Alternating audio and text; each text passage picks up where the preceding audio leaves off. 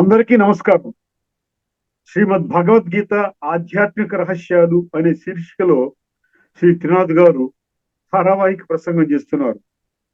వారు ఈరోజు 134వ ప్రసంగం చేస్తున్నారు. శ్రీ త్రినాథ్ గారికి స్వాగతం. అందరికీ నమస్కారం అండి.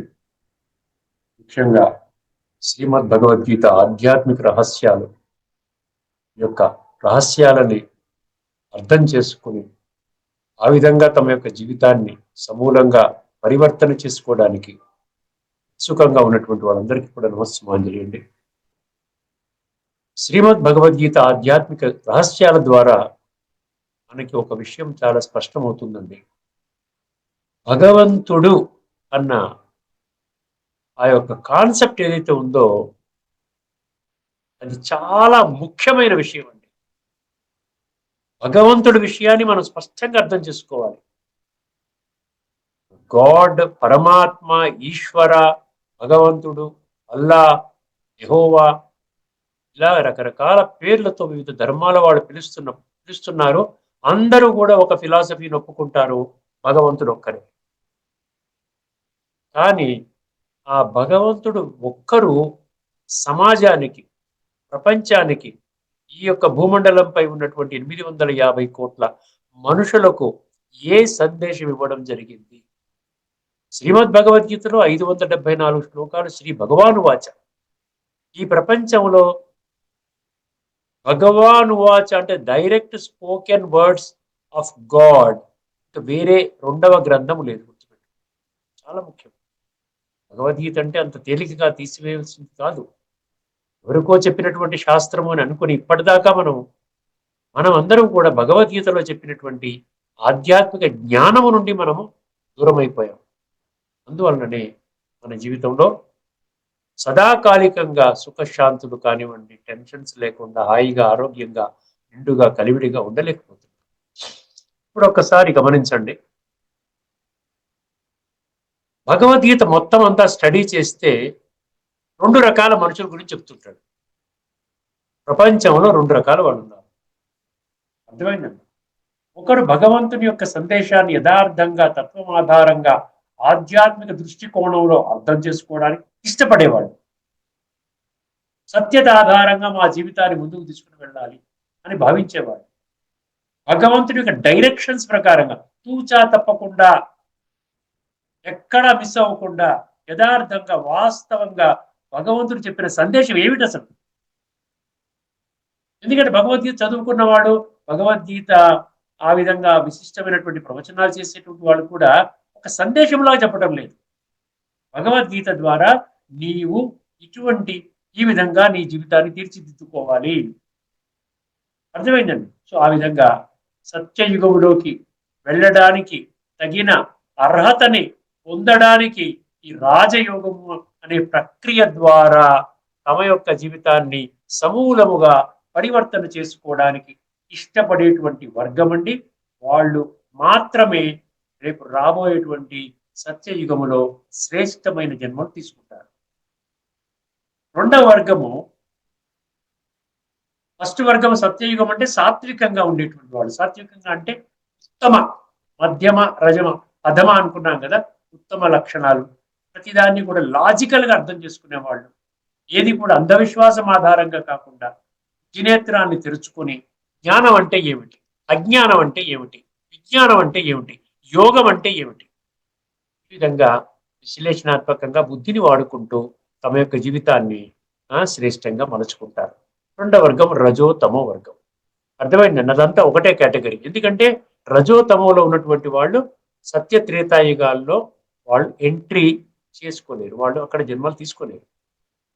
వాళ్ళకి కేవలము ద్వాపర కలియుగాలు మాత్రమే వాళ్ళకి అందుబాటులో ఉంటాయి. అత్యధిక శాతం మనుషులు ఆ విధమైనటువంటి వర్గంలోకి వెళ్ళడానికి ఇష్టపడతారు. ఒక్కసారి ఈ శ్లోకం వినండి. అక్కడ ఏ విధంగా 2 వర్గాలు వాళ్ళు ఉన్నారు, ఎవరు భగవంతుడు చెప్పిన మాటలు అర్థం చేసుకుని స్పష్టత తెలుసుకుంటారు, ఎవరు అజ్ఞానములో వాళ్ళ తోచిన విధంలో నడుచుకుంటూ భగవంతుడికి దూరం అవుతారు, వర్ణించినటువంటి శ్లోకాన్ని మీ ముందు ఉంచబోతున్నాను. ముందుగా శ్లోకాన్ని వినండి. ఆ శ్లోకము 15వ అధ్యాయంలోని 11వ శ్లోకం.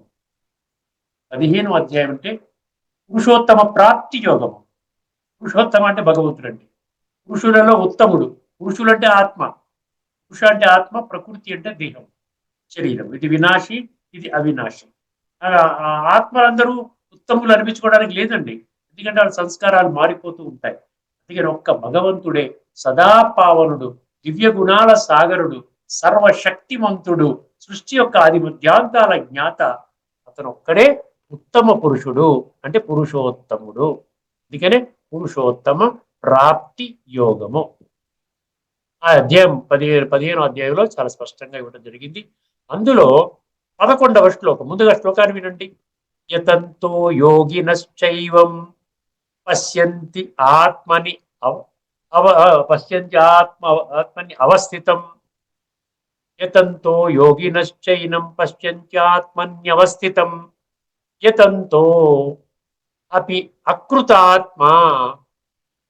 యతంతో అపి అకృతాత్మా. యతంతో అపి అకృతాత్మనో పశ్యంతి నైనం పశ్యంతి అచేతసః. నైనం పశ్యంతి అచేతసః. చాలా శ్రద్ధగా మీరు చదువుకోవచ్చు, మీ ఎదురుగుండా పుస్తకం పెట్టుకుని చదువుకోవచ్చు. యతంతో యోగినశ్చైనం పశ్యంతి ఆత్మని పశ్యంతి ఆత్మని అన్యవస్థితః. యతంతో అప్యకృతాత్మానో నైనం పశ్యంతి అచేతసః. నైనం పశ్యంతి అచేతసః. ఇది శ్లోకం అండి. ఒక్కసారి గమనించండి, ఒక్కసారి ఆ పద విచ్ఛేదన చేసుకుంటే మనకు స్పష్టం. రెండు రకాల వర్గం, రెండు రకాల మనుషులు ఈ భూమండలంపై ఉన్నారు. అంటే 850 కోట్ల మందిలో రెండు రకాలు ఉన్నారు. మొదటి రకమాల గురించి చెప్తున్నటువంటి యతంతో యోగినశ్చైనం అన్నాడు. యతంతో అంటే ఏంటి? యతంతో అంటే ప్రయత్నము చేసేవాడి, ఎఫర్ట్ మేకర్స్ అని అర్థం అండి. భగవంతుడి కోసము, భగవంతుడు చెప్పిన జ్ఞానాన్ని పొందడం కోసం ఎఫర్ట్స్, స్పిరిచువల్ ఎఫర్ట్స్ చేసేటువంటి వాళ్ళు అనమాట. యతంతో యోగినశ్చైనం, వాళ్ళని యోగులు అంటారు. మిగతా వాళ్ళని యోగులు అంటారండి. కేవలం పరమాత్మ చెప్పినటువంటి జ్ఞానం ఆధారంగా, ఆధ్యాత్మిక జ్ఞానం ఆధారంగా నేను ఆత్మను, శరీరము నాది, ఇది అవినాశి, ఇది వినాశి. అవినాశి ఆత్మ, ఈ వినాశి శరీరం యొక్క యజమాని. ఇదనమాట యోగి యొక్క లక్షణము. మొదటి స్వయాన్ని ఆత్మగా అనుభవం చేసుకుంటాడు.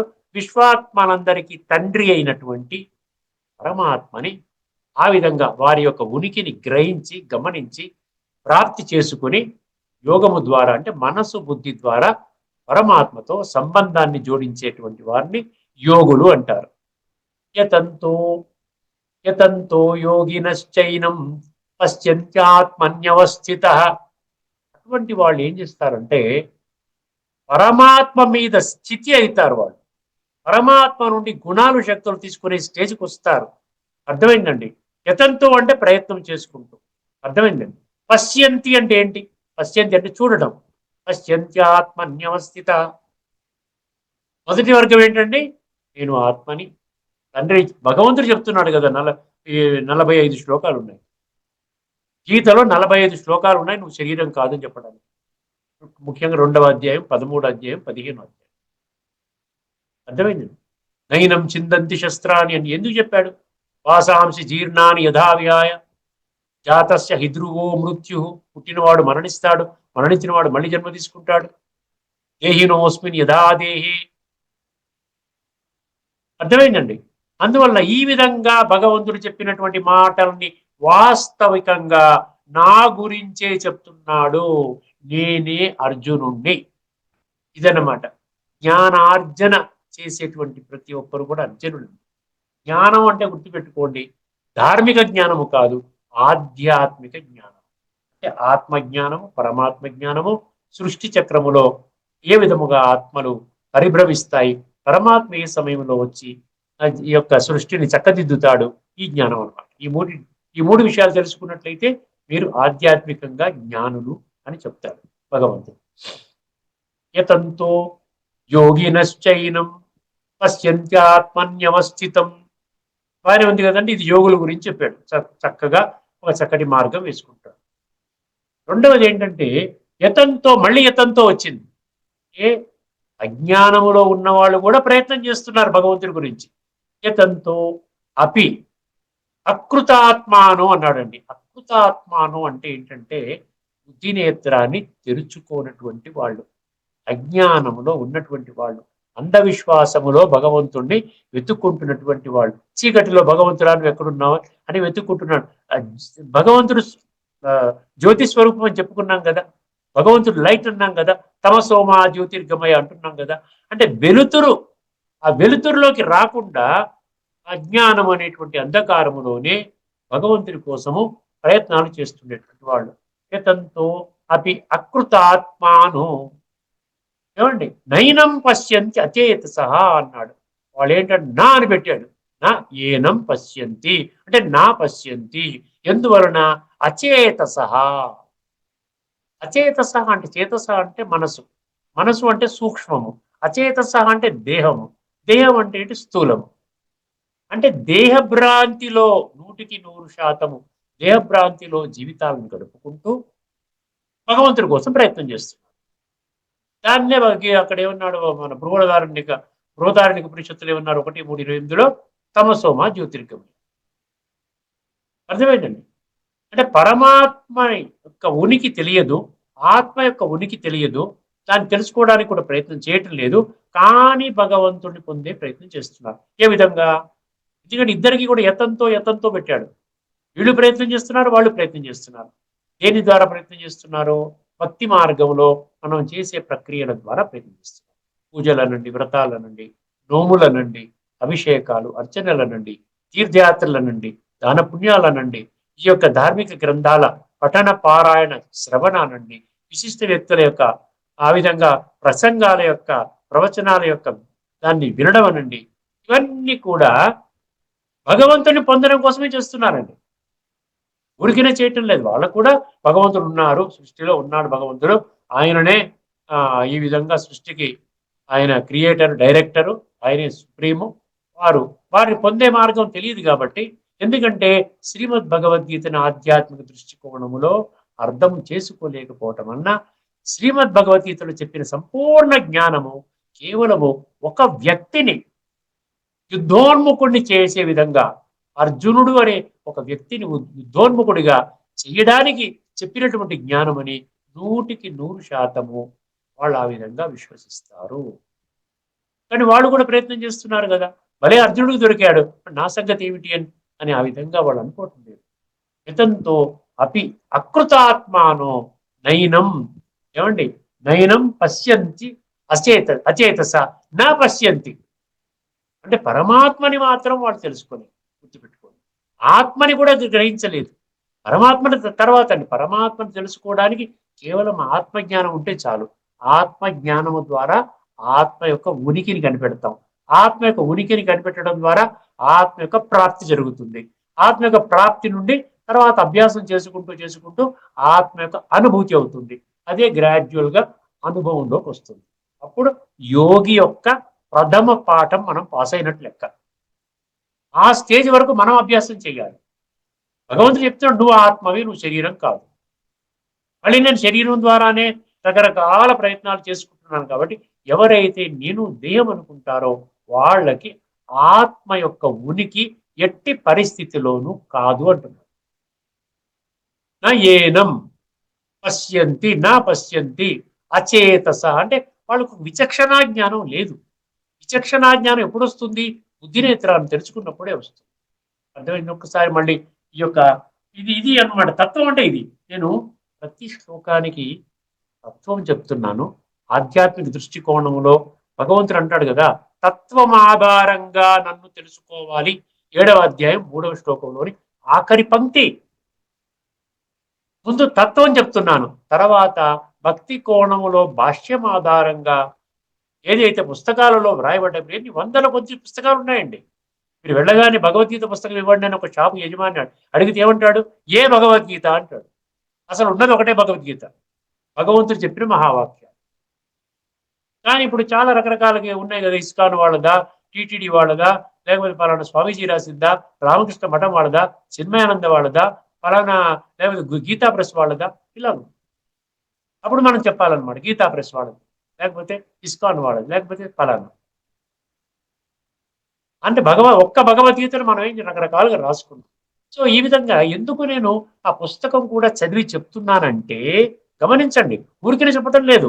దాని పర్పస్ ఏంటంటే, అక్కడ భక్తి మార్గంలో భాష్యం ప్రకారంగా ఆ యొక్క సందేశం అందుతుందా, తత్వం ద్వారా అందిన సందేశం చెప్పాను కదా. యోగి అనేవాడు ఆత్మని గ్రహిస్తాడు, పరమాత్మని గ్రహిస్తాడు. యోగము ద్వారా దివ్య గుణాలు శక్తులని ప్రాప్తి చేసుకొని జీవితాన్ని ఉన్నతంగా చేసుకుంటాడు.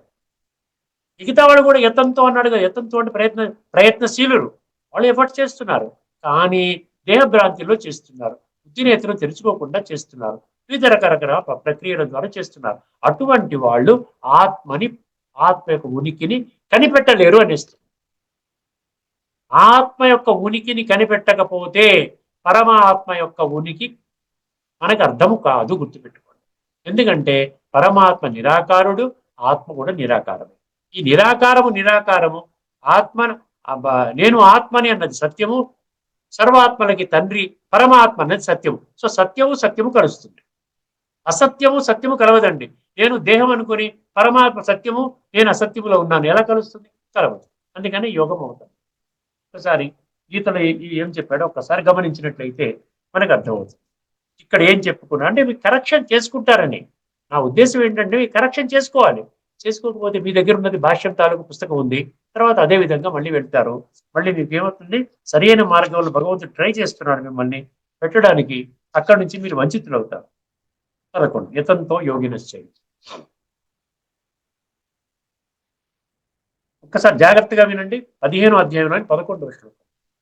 అంతఃకరణ శుద్ధి గల యోగులు, అంతఃకరణ శుద్ధి. ఎందుకంటే యోగి అనేవారు స్వయాన్ని ఆత్మగా గ్రహించి ఆత్మలో జన్మలుగా పేరుకున్నటువంటి ఈ యొక్క దుర్గంధభూషితమైన లేకపోతే తామసిక ప్రధానంగా ఉన్నటువంటి సంస్కారాలని కడుక్కోవాలి.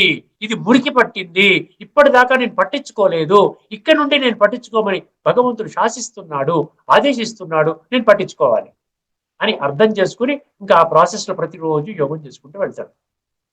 అంతఃకరణ శుద్ధి గల యోగులు తమ హృదయముల యందున్న ఈ ఆత్మతత్వమును ప్రయత్నశీలురై తెలిసి కొనగలరు.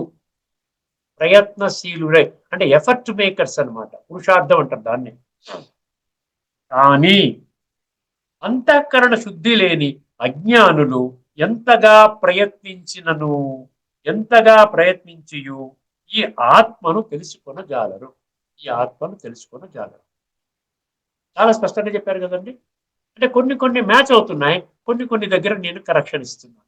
నిన్న గత ఎపిసోడ్ లో నేను ఏదో చూస్తే ఈశ్వరుడు విషయ వికారాలను అనుభవం చేస్తారు అని చెప్పడం జరిగింది. అది ఎంతవరకు కరెక్ట్? ఇది కొన్ని కరెక్షన్స్ అవసరం అన్నమాట. అది అర్థం. ఇప్పుడు రెండవ టాపిక్ ఏంటి, మనము భగవంతుడు ఒక్కరే గుణాతీత స్థితిలో మనము దేవీ దేవతల యొక్క విశిష్టత, వారి విశిష్టత వారికి ఉన్నదండి.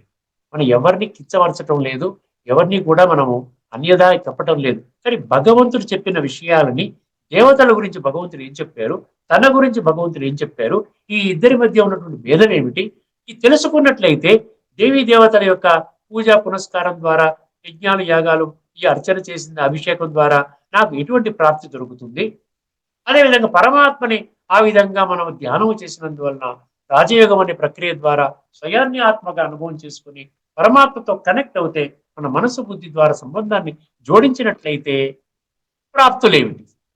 ఈ స్పష్టత భగవద్గీతలో భగవంతుడు ఇస్తున్నాడు. ఎందుకు ఇస్తున్నాడు? ఎవరి శక్తి మేరకు వాళ్ళు పొందుతారు. అర్థమైందండి. ఇప్పుడు మనము గత ఎపిసోడ్ లో కూడా మనం తెలుసుకున్నాం కదండి. ఆ విధంగా కోరికలు, భౌతిక ప్రపంచంలో కోరికలు తీర్చుకోవడానికి చాలా జాగ్రత్తగా వినండి. ఈ యొక్క లౌకిక భౌతిక ఫిజికల్ మెటీరియలిస్టిక్ వరల్డ్ లో కేవలం నాకు భౌతికంగా ఎదురయ్యేటువంటి నాకు ఏవైతే కొన్ని సమస్యలు ఉన్నాయో, ఈ పిల్లల్ని పెళ్లి చేయాలి, లేకపోతే ఫారిన్ చదివించాలి, లేకపోతే మెడికల్ సీట్ కోసం ప్రయత్నం చేస్తున్నాం, లేకపోతే ఇంకోటి చేస్తున్నాం అని మనం ఏం చేస్తాం, ఈ లౌకిక భౌతిక మానసిక ఈ మెటీరియలిస్టిక్ వరల్డ్ లో మనం అంటే వరల్డ్లీ అఫైర్స్ లో మనకి ఏదైతే కోరికలు జనరేట్ అవుతున్నాయో దానిని తీర్చుకోవడానికి దేవతలని వీళ్ళు ఆరాధిస్తున్నారు అని చెప్పాడు భగవంతుడు. కాంక్షంత కర్మణాం సిద్ధిం యజంత ఇహ దేవత. అర్థమైందండి. సో ఆ విధంగా వాళ్ళు క్షిప్రం భవతి ధర్మాత్మ, క్షిప్రం హి మానుషీలోకే సిద్ధిర్భవతి కర్మజ అన్నాడు.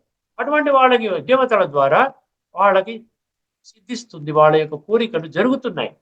అర్థమైందండి, జరుగుతున్నాయి అంటే దేవతలకి కూడా ఆ విధంగా కోరికలను తీర్చేటువంటి ఆ విధానం, ఒక మార్గం అనేది ఉన్నది అని జనాలందరికీ అర్థమైంది. కాబట్టి ఆ విధంగా చేస్తున్నారు. ఇప్పుడు ఒక్కసారి ఇప్పుడు నేను అధ్యాయంలో ఏ అధ్యాయం తీసుకోబోతున్నాను అంటే అది ఆ, 7వ అధ్యాయంలోని 21వ శ్లోకం ఉంది. 7వ అధ్యాయంలోని 21వ శ్లోకం. అందులో ఏం చెప్తున్నాడంటే, ఎవరికి ఏ విధముగా విశ్వాసం కలిగితే, ఏ దేవతా స్వరూపం మీద విశ్వాసం కలిగితే ఆ విశ్వాసాన్ని నేను బలపరుస్తున్నాను, నేను ఆ విధంగా గట్టిగా చేస్తున్నాను అంటున్నాడు భగవంతుడు. చూసారా మనందరి గురించి ఎంత కష్టపడుతున్నాడు ఆయన. నీవు దేవీ దేవతల అర్చన చేసినా కూడా అందులో నీకు గట్టి విశ్వాసము గాని ఉన్నట్లయితే ఆ విశ్వాసాన్ని నేను ఇంకా దాన్ని బలపరుస్తాను, మీకు శక్తినిచ్చి ఆ యొక్క దేవి స్వరూపం ద్వారా నీ కోరికలు తీర్చే విధంగా నేను తయారు చేస్తాను అంటున్నాడు అక్కడ. చూసారా, అంటే పరమాత్మ, దేవతలు, 33 కోట్ల దేవతలు, పరమాత్మ, ఈ రెండింటి యొక్క భేదాన్ని మనం స్పష్టంగా గుర్తించాలన్నమాట. ఆ గుర్తింపజేసే శ్లోకాన్ని మేము ముందుంచబోతున్నాను. అది 7వ అధ్యాయంలోని జ్ఞాన విజ్ఞాన యోగము, అందులో ఉన్నటువంటి 21వ శ్లోకం. ఒకసారి శ్లోకం వినండి. యో యో యాం యాం తనుం భక్తః, యో యో యాం యాం తనుం భక్తః శ్రద్ధయాం అర్చితం ఇచ్చతి, శ్రద్ధయా అర్చితం ఇచ్చతి, తస్య తస్య అచలాం శ్రద్ధాం, ఏమండి, తస్య తస్య అచలాం శ్రద్ధాం తామేవ విదధామ్యహం, ఇది శ్లోకం. యో యో యాం యాం తనుం భక్తః శ్రద్ధయాం అర్చితుం ఇచ్చతి, తస్య తస్య అచలాం శ్రద్ధాం తామేవ విదధామ్యహం, ఇది శ్లోకం. అద్భుతమైనటువంటి ఇందులో సందేశం ఉందండి, భగవంతుడి సందేశం. ఎందుకంటే భగవంతుడు నిష్పక్షపాతి. భగవంతుడికి అందరూ బాగుండాలనేటువంటి ఒక సత్సంకల్పము. ఎందుకు? అందరికీ నేను తండ్రిని, నేనేదో కొద్ది మంది జ్ఞానమాధారంగా ఆత్మచింతన, పరమాత్మ చింతన, రాజయోగము ద్వారా సంస్కార పరివర్తన చేసుకున్న వాళ్ళకి మాత్రమే తండ్రిని కాదు. గీతలోని 7వ అధ్యాయం 3వ శ్లోకము, 7వ అధ్యాయం 19వ శ్లోకంలో స్పష్టం చేయడం జరిగింది కదా. కొద్దిమంది మాత్రం తెలుసుకుంటారు. మరి మిగతా వాళ్ళు విడిచిపెట్టేస్తాడా భగవంతుడు? మిగతా వాళ్ళు విడిచిపెట్టేస్తాడా? ఆలోచించండి ఒక్కసారి. విడిచిపెట్టలేడు కదా. అందరూ నాకు కావాలి, మీరు ఏ స్థితిలో ఉంటే ఆ స్థితిలోనే మీకు మంచి చేయడానికి నేను ప్రయత్నం చేస్తాను. 10 మంది పిల్లలు ఉన్నారండి, ఒకడు టాప్లోకి వెళ్ళిపోతుంటాడు, అర్థమైందండి. మిగతా కొంతమంది మధ్యస్థంగా ఉంటారు, మిగతా కొంతమంది తక్కువగా ఉంటారు. కానీ తండ్రి ఏం చేస్తాడు? ఏ మార్గంలో ఉన్నా కూడా అందులోనే పరివర్తన చేయడానికి ప్రయత్నం చేస్తాడు. అర్థమైందండి. అల్టిమేట్గా ఏంటి? అందరూ బాగుండాలి, అందరూ నా పిల్లలు. 9వ అధ్యాయం 17వ శ్లోకంలో పిత అహమస్య జగతః అన్నాడు. అదేవిధంగా 11వ అధ్యాయంలో 55వ శ్లోకంలో ఉన్నాడు, ఏమన్నాడండి? నిర్వైర సర్వభూతేషు అన్నాడు. నిర్వైర సర్వభూతేషు అంటే ఏంటి? నాకెవరి పట్ల కూడా వైర భావము లేదు, అందరూ నాకు సమానం. 9:22 ఏమన్నాడు? సమూహం సర్వభూతేషు అన్నాడు. అర్థమైందండి. 18వ అధ్యాయంలోని 61వ శ్లోకంలో ఏమన్నాడు? ఈశ్వర సర్వభూతానం, అందరూ నా పిల్లలే, అందరూ నాకు కావాలి, అందరినీ నేను మంచి మార్గాన్ని పెడతాను. వాళ్ళ నన్ను తెలుసుకోకపోయినప్పటికీ కూడా నేను వాళ్ళని సన్మార్గంలో పెట్టడానికే నేను ప్రయత్నం చేస్తాను. ఎంత అద్భుతమైనటువంటి, నిజంగా అండి, భగవంతుడు అంటే అంత ఉన్నతమైనటువంటి వాడు అనమాట. సర్వభూత హితేరత అన్నాడు 5వ అధ్యాయంలో. ఒక శ్లోకంలో చెప్తాడు, 5వ అధ్యాయం ఎందులో ఉందంటే 25వ శ్లోకం. సర్వభూత హితేరత, నేను సర్వ మనుషులు అంటే 850 కోట్ల మనుష్యాత్మల యొక్క హితము కోసం పనిచేస్తాను. అందరూ బాగుండాలి. భలే వాళ్ళు కొంతమంది నన్ను గుర్తించలేదు, వాళ్ళ బుద్ధినేతను తెలుసుకోలేదు, అయినప్పటికీ కూడా వాళ్ళ హితము కోసమే నేను పనిచేస్తున్నాను అంటున్నాను. చూడండి ఎంత అద్భుతము భగవంతుడి యొక్క ప్రేమ, అందరి పట్ల ప్రేమను ఆ విధంగా ఈ శ్లోకంలో వ్యక్తపరచడం జరిగింది. యో యో యాం యాం తను భక్తః. యో యో అంటే ఏంటంటే ఎవరైతే, ఏ మనుషులైతే, ఏమండి, తను అంటే ఏంటి? శరీరం. శరీరం అంటే స్వరూపము. దేవతా స్వరూపము. తను భక్త. ఏ ఏ భక్తులైతే ఏ ఏ దేవతా స్వరూపాన్ని వాళ్ళు కోరుకుంటున్నారో, వారి పట్ల విశ్వాసాన్ని ప్రదర్శిస్తున్నారో, కొంతమంది చూసారా, కొంతమంది విష్ణు స్వరూపం అంటారు, కొంతమంది కృష్ణుడు అంటారు, కొంతమంది రాముడు అంటారు, కొంతమంది ఆంజనేయ స్వామి అంటారు, కొంతమంది విఘ్నేశ్వరుడు. ఇప్పుడు మహారాష్ట్ర ఆ సైడ్ వెళ్ళామనుకోండి, ఎవరిని వాళ్ళు నమ్మరు, వాళ్ళు వినాయకుడిని నమ్ముతారు. మీరు చూసారా, వినాయక చవితి ఆ సందర్భంగా ఒక్కొక్కరు 60 కోట్లు పెట్టి బంగారంతో తయారు చేశారండి విఘ్నేశ్వరుణ్ణి, ఇన్ని అడుగులు పెట్టారండి, పెద్ద ఊరేగింపు. అంత విశ్వాసము ఆ విధంగా ఉంటుంది. అర్థమైంది. మొన్న ఒక అమ్మాయి 10 నిమిషాలు లేటుగా వెళ్ళిందంట కూలిపోయిన విమానం ఎక్కడానికి. ఆవిడేముంది, నేను గణపతి బాపు, నేను నన్ను రక్షించాడు అని చెప్పి. అది మహారాష్ట్రలో అదనమాట.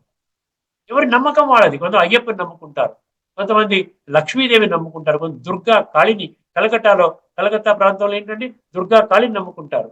మన ఇక్కడ ఆంధ్ర తెలంగాణలో సౌత్ లో ముఖ్యంగా వెంకటేశ్వర స్వామిని నమ్ముకుంటారు. అర్థమైందండి. ఎవరినైనా నమ్ముకోనివ్వండి. అర్థమైందా. యో యో యాం యాం అను భక్త శ్రద్ధయాం అర్చితుం ఇచ్చతి.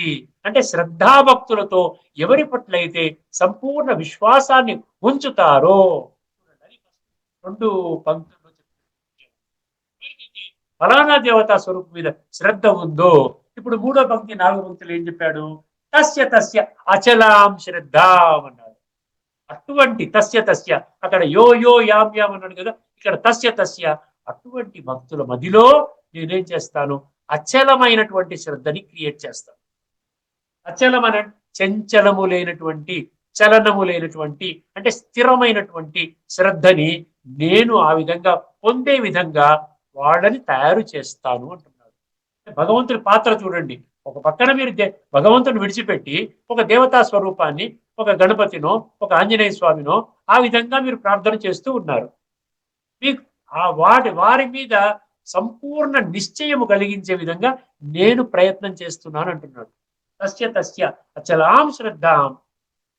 చూడండి, తామేవ విదధామ్యం. విదధామి అంటే ఆ విధంగా నేను అచలమైనటువంటి, చంచలమైన లేనటువంటి, స్థిరమైనటువంటి శ్రద్ధని ఆ ఫలానా దేవతా స్వరూపం మీద కలిగే విధంగా నేను చేస్తున్నాను. ఇది తత్వం అన్నమాట. మనం చదువుకున్నాం కానీ మనం పఠన పారాయణ శ్రవణ దాంట్లో వెళ్ళిపోయాం. కానీ ఎంత డీపర్ మీనింగ్ ఉందో మీద ఒకసారి ఆలోచించండి. అంటే భగవంతుడి పాత్ర దేవతల మీద సంపూర్ణ నిశ్చయం పెట్టి మీరు పూజా పాఠం చేసుకున్నప్పుడు కూడా మీకు ఫలానా దేవత పట్ల నిశ్చయాన్ని కలిగించడానికి భగవంతుడి యొక్క పాత్రని భగవంతుడు వర్ణిస్తున్నారు. ఒక్కసారి గీతా పుస్తకంలో ఏముందో చెప్పినట్లయితే, ఎందుకంటే అందరూ బాగుండాలని కోరుకుంటున్నాడండి. నిష్కామ సేవాదారి. మన నుండి ఏమీ ఆశించటం లేదు, మీరందరూ బాగుండాలి అని నేను కోరుకుంటున్నాను. మీరు ఏ మార్గంలో వెళ్తున్నారు, ఆ మార్గాన్నే బలపరుస్తాను. మీకు అందరం ఒక డౌట్ వస్తుందండి, ఏమిటి భగవంతుడు ఆయన మార్గంలో పెట్టకుండా నీవు ఏ దేవతా స్వరూపాన్ని అయితే పూజిస్తున్నావో, ఆరాధిస్తున్నావో ఆ దేవతా స్వరూపం మీదనే నీకు నిష్ట కలిగించేలాగా నేను చేస్తానని ఎందుకంటున్నాడండి? ఆయన మార్గంలో పెట్టే విధంగా తయారు చేయాలి కదా అని మీకు డౌట్ వస్తుంది. అందరికీ డౌట్ సహజంగానే ఈ ప్రశ్న ఉత్పన్నమవుతుంది. ఎందువల్లంటే దీనికి కారణం ఏంటంటే ఆత్మలో జన్మలుగా పేరుకుపోయినటువంటి సంస్కారాలు. అర్థమైందండి. సతో రజో తమో సంస్కారాలు మనం చర్చించుకున్నాం గత చాలా ఎపిసోడ్స్ లో మనం చెప్పుకున్నాం. తామసిక సంస్కారాలతో ఇప్పుడు కలియుగం యొక్క చివరిలో మనుషులు ఉన్నారు. కాబట్టి ఎవరు ఎటువంటి సంస్కారాలతో ఉన్నారో ఆ సంస్కారాల విధంగానే నడుస్తారండి. మీరు ఎంత చెప్పినా భగవంతుడు సృష్టి మీద అవతరించాడు అంటే ఎందుకు ఎవరు నమ్ముతారు? నమ్మరు. చెప్పినా కూడా నమ్మరు. ఎందుకంటే వాళ్ళ సంస్కారాలు అడ్డొస్తున్నాయి. సాత్వికంగా చేసుకోలేదు, బుద్ధినేత్రం తెలుసుకోలేదు. వాడు ఏ విధంగా నడుస్తున్నారో ఆ విధంగానే నడుస్తున్నారు. అందుకనే భగవంతుడు ఏమంటున్నాడు, నేను ఇప్పుడు మీరు నన్ను కోరుకోవడానికి మీ సంస్కారాలు అడ్డొస్తున్నాయి. ఈ గట్టి సంస్కారాలు ఏర్పడిపోయి జన్మలుగా వస్తున్నాయి. ఇప్పుడు కుళ్ళిపోయిన సంస్కారాలతో ఉన్నాయి. ఇప్పుడు మీరు మామూలుగా లౌకికంలో భౌతిక సుఖ సాధనాలని ఆ విధంగా చేసుకోవడం ముందుకు వెళుతూ ఉన్నారు. ఏదో మామూలుగా దాని ప్రకారంగా మీరు ఫలానా దేవతా స్వరూపాన్ని మీరు ఆరాధిస్తున్నారు, దాని మీద పూర్తి నిశ్చయం పెట్టుకున్నారు, ముందుకెళ్తున్నారు. ఇప్పుడు ఏం చెయ్యాలి? తండ్రిగా నేనేం చెయ్యాలి? ఆలోచించండి ఒక్కసారి. తండ్రిగా నేనేం చెయ్యాలి? ఉన్నట్టుండి నీవు ఆ దేవతా స్వరూపాన్ని నువ్వు ఆరాధించకండి. మీరు దేవతల్ని ఆరాధాన్ని విడిచిపెట్టండి. మీరు నన్ను తెలుసుకోండి. నన్ను తెలుసుకుంటే మీరు రేపు రాబోయేటువంటి సత్య త్రేతాయుగాల్లో శ్రేష్టమైన జన్మ ఇస్తాను. అద్భుతంగా మీ జీవితం ఉంటుంది. ఈ జన్మ బాగుంటుంది. దాని కొరకు ఆత్మజ్ఞానాన్ని ఇస్తున్నాను. నా యొక్క సంపూర్ణ పరిచయాన్ని తెలియజేస్తున్నాను. రాజయోగం అనే ప్రక్రియను తెలియజేస్తున్నాను. మీరు మీ దేవతా పూజల్ని విడిచిపెట్టి నా మార్గంలోకి రండి అంటే వస్తారా? రారు కదా.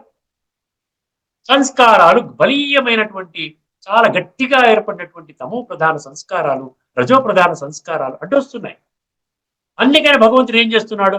వీళ్ళని నెమ్మది నెమ్మదిగా తీసుకొస్తాను నా మార్గంలోకి. అర్థమైందండి?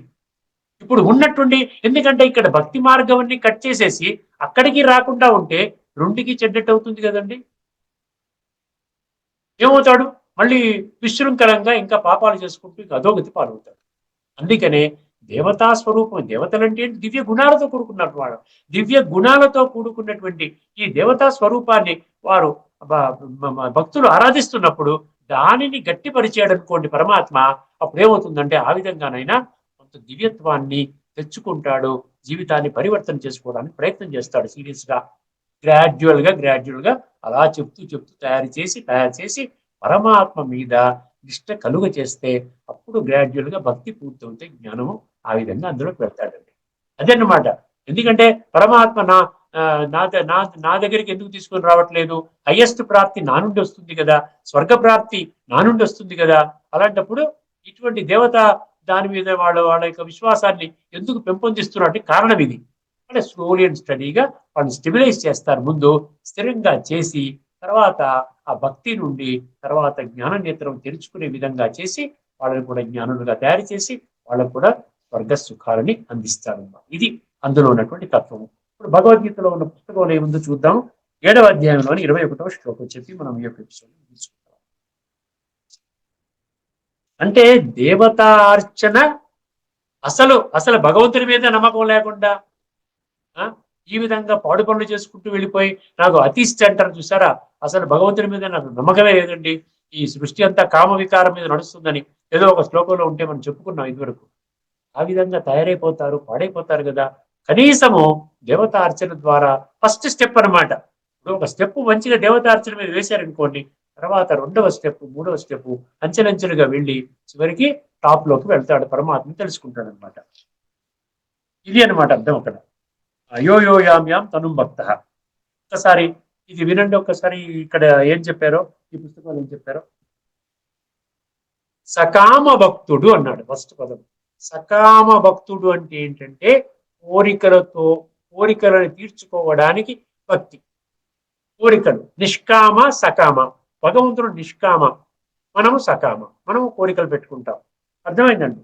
సకామ భక్తుడు ఏ ఏ దేవతా స్వరూపములను భక్తి శ్రద్ధలతో పూజింప నిశ్చయించుకొనునో ఆ భక్తునకు ఆయా దేవతల యందే భక్తి శ్రద్ధలను స్థిరముగా కుదురుకొనున్నట్లు చేయుదును. కదండి, స్పష్టత వచ్చింది అనుకుంటాను. ఏమన్నా డౌట్స్ ఉంటే మీరు దయచేసి కామెంట్ సెక్షన్లో పెట్టండి. వీలైనంత వరకు నేను ఆ భగవాను వాచ శ్లోకాన్ని మీ ముందుంచి ఆ యొక్క డౌట్ ని క్లియర్ చేయడానికి ప్రయత్నం చేస్తానండి. ఇక్కడితో ఈ చర్చని మనం ముగించుకుందామండి. తదుపరి ఎపిసోడ్లో మరికొన్ని విషయాలు, ఈ యొక్క దేవతలు త్రిగుణాతీతులు కాదు, పరమాత్మ త్రిగుణాతీతులు. దేవతలు దేహదారులు కాబట్టి అందరూ దేహదారులు అందరూ కూడా త్రిగుణాలలోకి వస్తారు అని చెప్పి, దేవతలు కూడా త్రిగుణాలలోకి వస్తారు అని 18వ అధ్యాయంలోని 40వ శ్లోకంలో చెప్పినటువంటి విషయాన్ని కూడా మనం చర్చించుకున్నాం. అర్థమైందండి? తదుపరి ఎపిసోడ్లో మరికొన్ని ముఖ్యమైనటువంటి శ్లోకాలతో ముందుకు వస్తాను. అంతవరకు నమస్కారము. లోకా సమస్త సుఖినో భవంతు. ఓం శాంతి. శ్రీమద్ భగవద్గీత ఆధ్యాత్మిక రహస్యాలు శీర్షికలో శ్రీ త్రినాథ్ గారు త్రిగుణాతీత తత్వాన్ని, అందులోని కొన్ని అంశాలను వివరణాత్మకంగా విశ్లేషించారు. వారికి ధన్యవాదాలు.